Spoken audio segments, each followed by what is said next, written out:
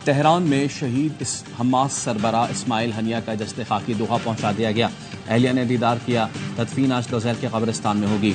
अमरीकी अखबार New York times ने दावा किया है कि इस्माइल हनिया की मौत कमरे में नस्ब धमाका खेज मवाद फटने से हुई, जो 2 माह पहले छुपाया गया था। रिमोट कंट्रोल से धमाका इस्माइल हनिया के कमरे में मौजूदगी की तस्दीक पर किया गया। इस्माइल हनिया की शहादत कैसे हुई, ईरान ने ताहाल तफसील जारी नहीं की।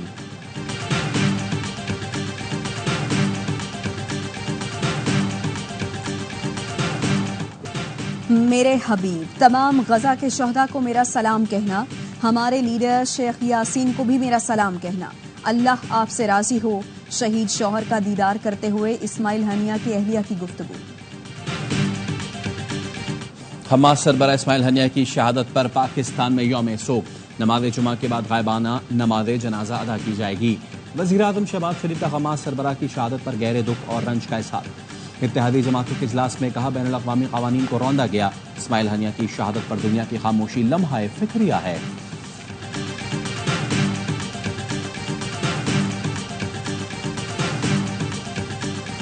Working to ensure that Afghanistan never serves as a launching pad for terrorist attacks against the United States or our allies.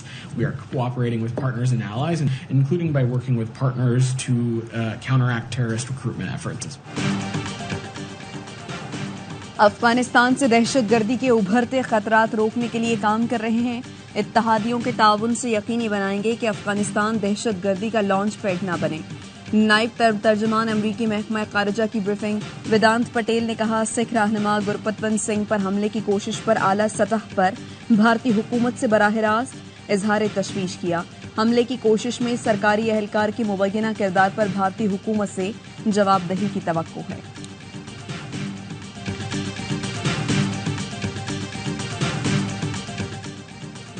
वज़ीर आज़म शहबाज शरीफ ने काबीना का इजलास आज 10 बजे तलब कर लिया। मुल्क की मजमूई सियासी और माशी सूरत हाल पर गौर किया जाएगा। PCC के फैसलों की तौसीक़ भी होगी।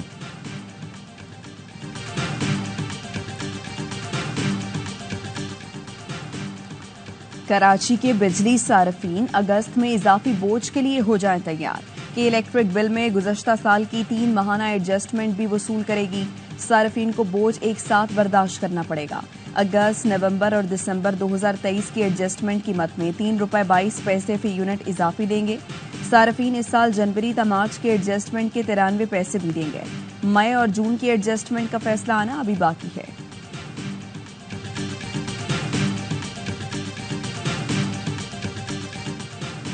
IPPs पर ताजरों ने सदर मुमलिकत से मदद मांग ली। साबिक निगरान वज़ीर तिजारत गौहर एजाज की सरबराही में ताजिर तंजीमों के वफ्द की मुलाकात। सदर मुमलिकत ने कैपेसिटी चार्जेस का मुत्तफ़िका हल तैयार करने की तजवीज़ दे दी। गौहर एजाज ने कहा, तवानाई की कीमतों के मामले में मदाखलत करें। सनतों कारोबारी इदारों को दरपेश मसाइल के हल में सदर अपना किरदार अदा करें। सदर जरदारी ने मुताल्लिका हल्कों के सामने मामला उठाने में ताउन का यकीन दिलाया। कहा, कारोबारी इदारों को दरपेश मसाइल से आगाह हूं।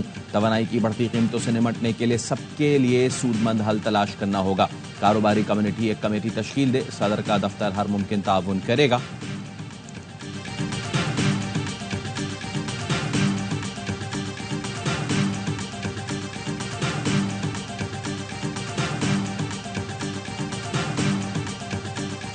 लोगों के मफाद पर IPPs को तरजीह नहीं दी जाती। किसी IPPs का मालिक मामा या चाचा नहीं लगता। हुकूमत ज्यादा बैंड बाजा नहीं बजा रही, बल्कि खामोशी से संजीदा काम कर रही है। वजीर तवानाई ओवैस लगारी कहते हैं, IPPs का मामला इतना सादा होता तो गौहर एजाज बतौर वजीर खुद हल कर लेते। हुकूमत ने ऐसा कोई कदम नहीं उठाना कि आलमी अदालत इंसाफ में चैलेंज हो। IPPs से मुताल्लिक रिपोर्ट PTI दौर में आई थी। उन लोगों ने कहा, रिपोर्ट तसल्ली बख्श नहीं। इसके बावजूद अधूरी रिपोर्ट आलमी सालिसी अदालत भेज दी गई। नामुकम्मल रिपोर्ट आलमी अदालत में भेजने का मकसद था कि फॉरेंसिक ऑडिट न हो सके।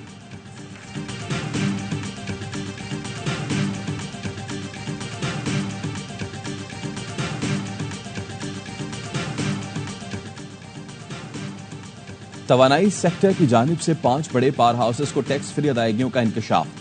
सालाना रिपोर्ट के मुताबिक हब पार को 16% सलाहियत पर 260 अरब और एंग्रो को 54% सलाहियत पर 74 अरब की अदाई की गई। लकी ग्रुप को 28% सलाहियत पर 62 अरब रुपए, सफाया को 34% पर 34 अरब रुपए अदा किए गए। सनतकार मियां मंशा के पावर हाउसेस 13% सलाहियत पर चले, जिनको सालाना 25.6 अरब अदा किए गए। वज़ारत तवानाई ज़राए का कहना है IPPs को मुआहदे के तहत अदायगियां होती हैं, कोई बेज़ाब्तगी है तो सामने लाई जाए, कार्रवाई होगी।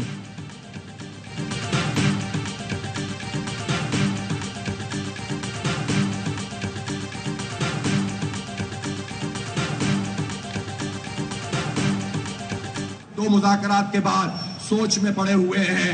हमने भी तहिया किया है, जितना वक्त लेना है ले लो। चंद दिन इंतजार कर रहे हैं, देखते हैं इनका क्या रिस्पॉन्स आता है। अगर इन्होंने फैसला नहीं किया, बिजली के बिल कम नहीं किए, IPPs को लगाम नहीं दी, तो फिर एक नए रंग में ये तहरीक आएगी। मुतालिबात तस्लीम करो वरना धरना हुकूमत हटाओ तहरीक में बदल जाएगा। जमात इस्लामी ने हुकूमत को 2 दिन का अल्टीमेटम दे दिया। महंगी बिजली और टैक्सों के खिलाफ धरना 8वें रोज में दाखिल। हाफिज नईम रहमान ने खिताब में कहा, हुकूमत समझती थी कि चंद दिन धरना होगा और चले जाएंगे। तहरीक के जरिए आवाम की IPP से जान छुड़ानी है। शरीफ खानदान को बता दो, अब ये मामला रुकने वाला नहीं, तुम्हें हक देना होगा। मुतालिबात नहीं माने तो फिर एहतजाज पूरे मुल्क में फैल जाएगा। हड़ताल होगी, बिजली के बिलों का बायकॉट होगा। आवाम धरने से उम्मीद लगाकर बैठे हैं कि उनको हक मिल सकता है। वज़ीर इत्तलात अता तारड़ कहते हैं, IPPs का मसला सियासी नहीं, मामले पर मुशावरत जारी है। जमात इस्लामी एहतजाज खत्म करे, आए बैठें और बात करें। सस्ती बिजली सबका एजेंडा है। कुछ लोग इस मामले को सियासी मकासद के लिए इस्तेमाल करना चाहते हैं।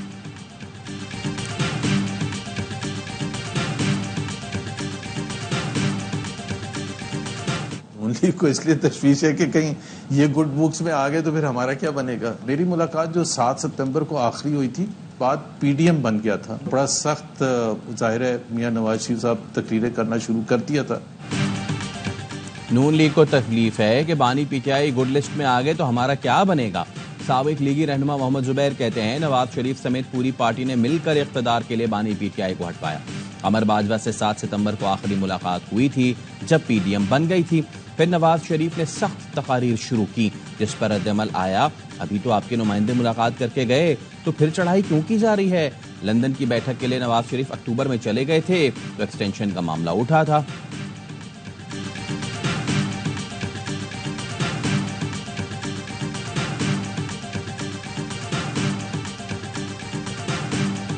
नून लीग फौज और आवाम में फासले बढ़ा रही है। ऑपोजिशन लीडर उमर अयूब का कहना है, नवाज शरीफ जस्टिस बंदयाल के दौर में वापस नहीं आए। काजी फैज ईसा चीफ जस्टिस बने तो नवाज शरीफ भी वापस आ गए। मुतालबा किया, चीफ जस्टिस सुप्रीम कोर्ट बानी के मुकदमे न सुने। सुप्रीम कोर्ट के चीफ जस्टिस हमारे केस न सुने। बोले, बानी PTI का खुसूसी पैगाम है। 5 अगस्त को आवाम स्वाबी पहुंचे, जलसे के जरिए बानी PTI से मोहब्बत का सबूत दें। असद कैसर ने कहा कि आइंदा 2 हफ्ते में ग्रैंड अलायंस बनाने जा रहे हैं। जो लोग सड़कों पर तहरीक चला रहे हैं उन सबको इकट्ठा करेंगे। तमाम जमातों से राबते और मुशावरत होगी। फैसला किया है, तमाम सियासी कैदियों की रिहाई के लिए आवाज उठानी है।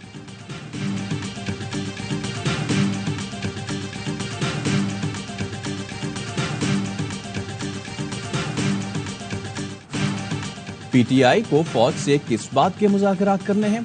फौज में भी फिर सियासत में मुदाखलत की सोच नहीं होगी। वफाकी वजीर एहसन इकबाल का इंटरव्यू, कहा फौज PTI मुज़ाकरात पर कोई परेशानी नहीं। PTI पर पाबंदी लगे या ना लगे ये तय है, इसने रियासत पर हमला किया। इस तर्ज सियासत पर अमेरिका और बरतानिया भी किसी जमात को सियासी किरदार की इजाज़त नहीं देंगे। तलाल चौधरी ने कहा, कभी सिपह सालार तो कभी मुनसिफ आला पसंद नहीं। ये चाहते उन्हें मुनसिफ आला ऐसा मिले जो इन्हें गुड टू सी यू कहे। बानी PTI कुछ अरसा नजरें झुकाते हैं फिर वैसे ही हो जाते हैं। इन्होंने तोशा खाना में वो किया जो दर्जा चहारम का मुलाजिम ना करे।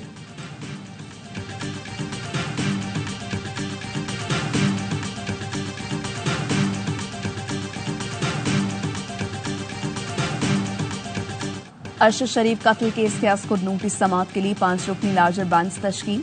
जस्टिस जमाल खान मंदोखेल की सरबराही में 5 जजों की दस्तयाबी पर केस की समाअत करेगा। दीगर जजों जस्टिस मोहम्मद अली मजहर, जस्टिस आयशा मलिक, जस्टिस हसन अजहर रिजवी और जस्टिस अतहर मिनल्लाह शामिल हैं। चीफ जस्टिस 3 रुकनी बेंच बरकरार रखने के हक में थे। जस्टिस मंसूर अली शाह और जस्टिस मुनीब अख्तर ने 5 रुकनी बेंच तश्कील देने की राय दी।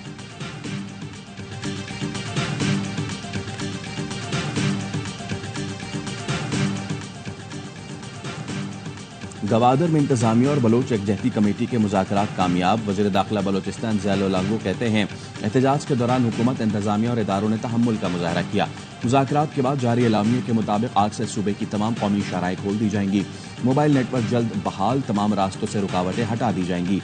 बलोच यकजहती कमेटी धरना खत्म होने के बाद गिरफ्तार अफराद को रिहा किया जाएगा।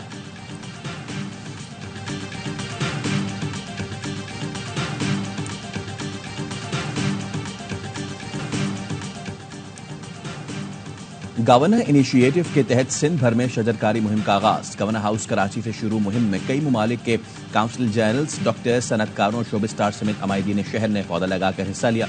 गवर्नर सिंध ने जल्द IPPs का मामला हल होने की नवीद भी सुना दी। कहते हैं जमात इस्लामी गेट पर धरना देकर कारोबार मुतासिर और शहरियों को तंग न करे, उनके लिए गवर्नर हाउस के दरवाजे खुले हैं।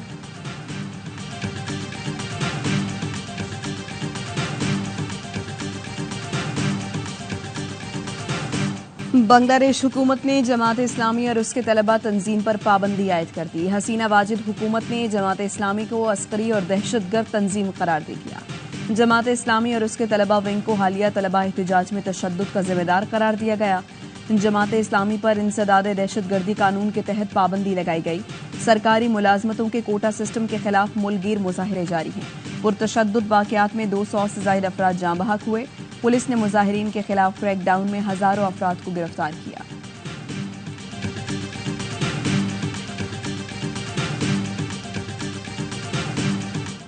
बरतानिया में साउथ पोर्ट वाक़ये के बाद पुरतशद्दुद मुजाहिरे। वज़ीर आज़म का स्टारमर ने सोशल मीडिया कंपनियों गलत मालूमात फैलाने वालों को आड़े हाथों ले लिया।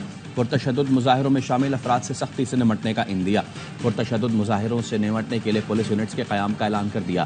कहते हैं शरपसंद शनाख्त के लिए चेहरों की शनाख्त वाली टेक्नोलॉजी इस्तेमाल की जाएगी।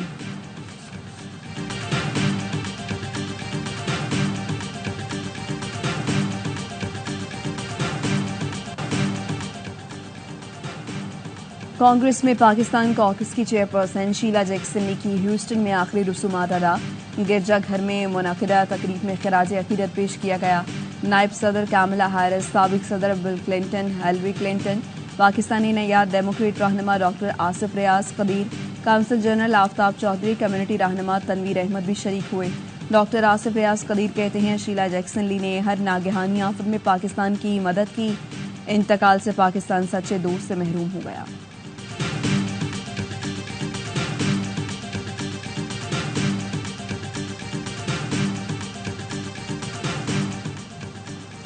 अमेरिका और रूस में कैदियों का तबादला। रूसी सदर पुतिन ने मॉस्को पहुंचने वाले रूसी शहरियों का एयरपोर्ट पर इस्तकबाल किया। कहा फर्ज शनासी, वतन से वफादारी पर आपका शुक्रगुजार हूं।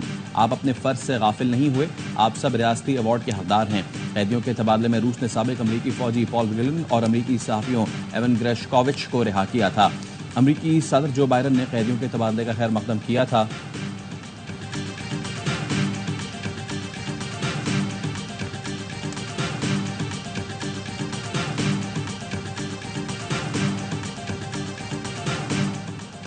पाकिस्तानी आमों का हर कोई शदाई। अमरीकी deputy chief of mission Andrew Schofer जनूबी पंजाब के मैंगो फार्म जा पहुंचे। दरख्त पर पके हुए आम तोड़कर मजे ले लेकर खाए। कहते हैं पाकिस्तानी आम दुनिया भर में मशहूर हैं। पंजाब और सिंध में प्रोसेसिंग के लिए एडवांस ग्रेडर्स फराहम किए हैं ताकि पाकिस्तानी आमों की बैनुल अक़वामी मंडियों में बरामदात बढ़ाई जा सके।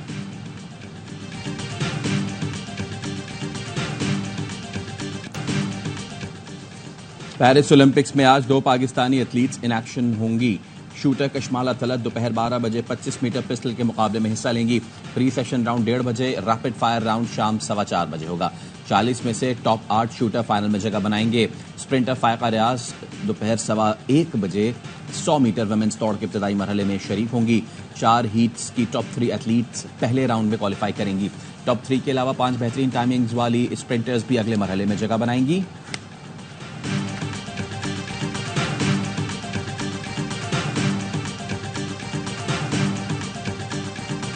पेरिस ओलंपिक्स में खवातीन बॉक्सिंग मुकाबलों में तनाज़ा। ट्रांसजेंडर बॉक्सर को खवातीन के मुकाबलों में शामिल करना खतरनाक करार। अल जज़ायर की ट्रांसजेंडर बॉक्सर ईमान खलीफ ने इटालियन हरीफ की नाक तोड़ दी। सिर्फ 46 सेकंड में हरा दिया। इटली के वज़ीर आज़म ने इंटरनेशनल ओलंपिक एसोसिएशन को ट्रांसजेंडर बॉक्सर को इजाज़त देने पर सख्त तनकीद की। और एशियन अंडर 18 वॉलीबॉल चैंपियनशिप में पाकिस्तान की एक और फतह। सुपर 8 मरहले में चाइनीज ताइपे को 3-1 से पिछाड़ दिया। कौमी टीम का सेमीफाइनल में रसाई का इम्कान रोशन। आज जापान से मुकाबला होगा।